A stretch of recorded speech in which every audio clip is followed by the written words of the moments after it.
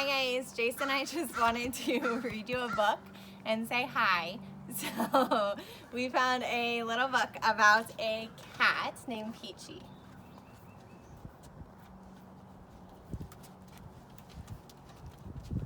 Old Lisette was sitting in front of her house knitting, surrounded by her pets.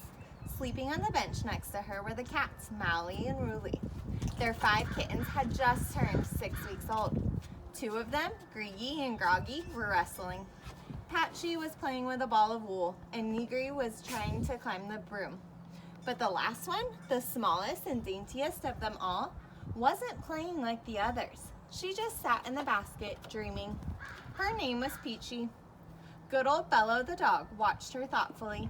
He was very worried about this kitten that didn't play like the others. So I'm thinking, this must be Pitschi.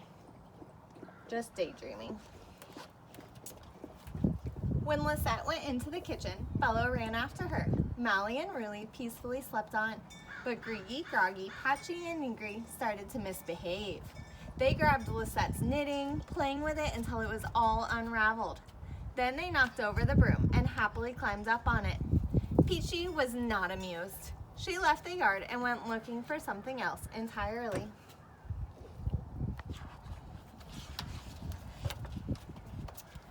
Behind the house were Lisette's chickens. When Pitschi saw the cute little chicks, she wanted to play with them, but the mother hen absolutely would not allow it. She called all her children together and hurried off with them.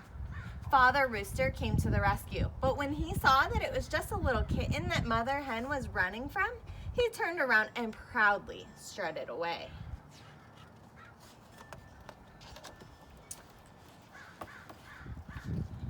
I want to be a proud rooster like that, thought Pitschi, strutting after him. She managed to walk after the rooster on 2 legs and scratched for seeds in the dirt just like him. She even crowed. Oh, that doesn't make sense. She even crowed almost as well as the big rooster. And soon they were competing to see who could crow the loudest.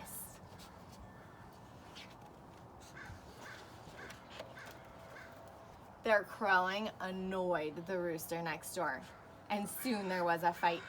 "Oh no," cried Pitschi, "I don't want to be a rooster after all." She ran off into the fields where she found a large but kind-looking animal, Lisette's goat.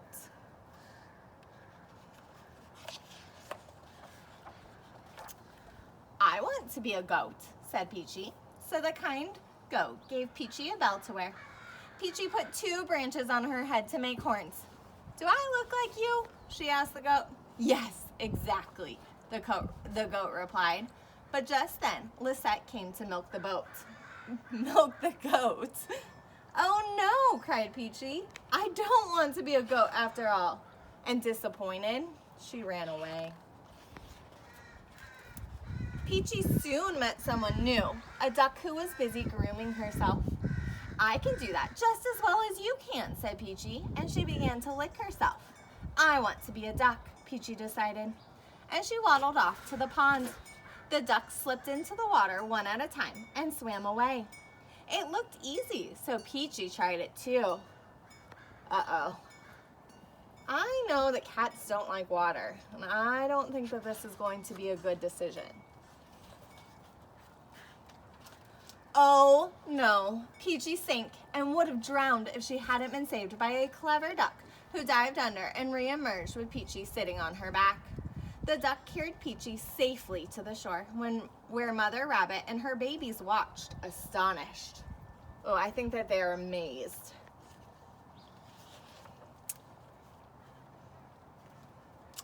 They waited until she was not quite so wet, and then the bunnies got braver, sniffing Pitschi's whiskers with their warm noses. Pitschi just sat there happily. "I want to be a bunny," she thought. When evening came, Mother Rabbit called to her children. "Hurry home, it's bedtime." The bunnies were obedient and didn't make their mother call them twice. And since Pitschi had decided to be a bunny too, she hopped along to the hutch with them.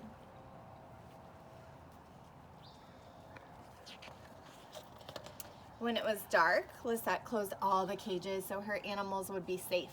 She didn't know that Pitschi was in the rabbit hutch. The kitten, still shivering from her swim in the pond, had curled up among the bunnies for warmth. She was so tired that she fell asleep immediately. In the middle of the night, Pitschi woke up. She had no idea where she was, but she knew that she wanted to go back home to Lisette. She started to cry, meow, meow.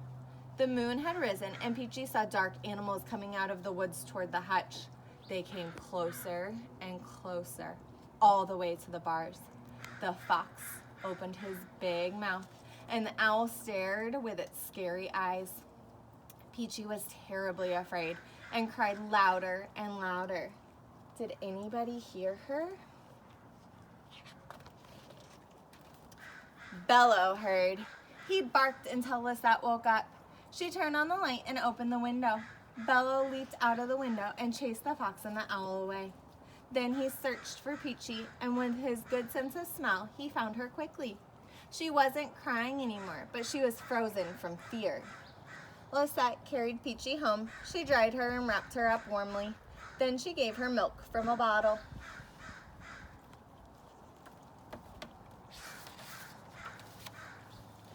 The next morning, Pitschi was very ill.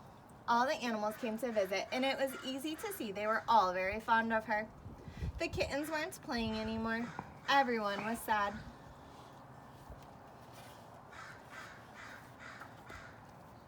Day after day, Pitschi got better, but she was still very weak. Then Bello had a good idea. He built a little wagon out of the kitten's basket. Father Molly brought Lisette's parasol as a roof for the wagon, and Mother Ruli brought a soft pillow. Pitschi was glad to finally be allowed to go outside again, but she still couldn't forget that horrible night. All the animals wanted to cheer her up, so they planned something fun, a big party in Lisette's flower garden. Molly, Ruli, and Bello brought Pitschi over in the wagon.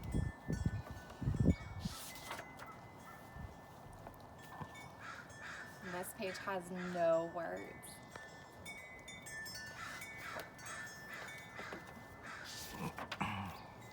The party was great fun. The last ones to stop playing and dancing were the kittens, including Pitschi.